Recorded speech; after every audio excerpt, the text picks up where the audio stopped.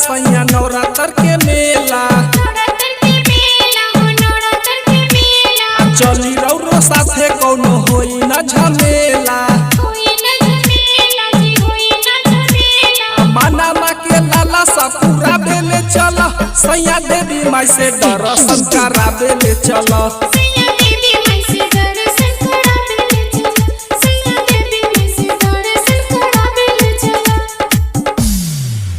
सैया देवी माई से दर्शन कराबे ले चल सैया देवी माई से दर्शन कराबे ले चल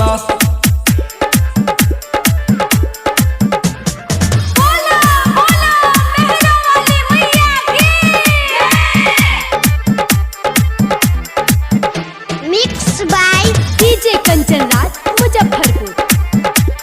महिमा अपार देवी माई के जाने दुनिया चुनरी चढ़ाई उनकर मुँह लागे चुनमुनिया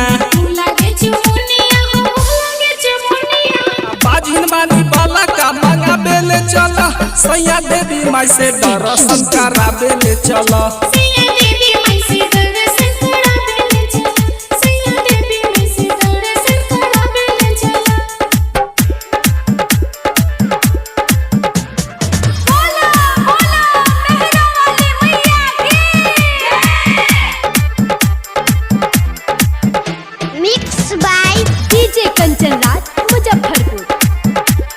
बड़ा भीड़ होला माई के पूजन के बेरी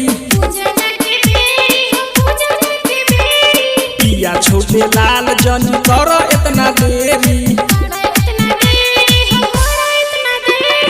बिगड़ल भगिया जगाबे ले चल सैया देवी माई से दर्शन कराबे ले चल।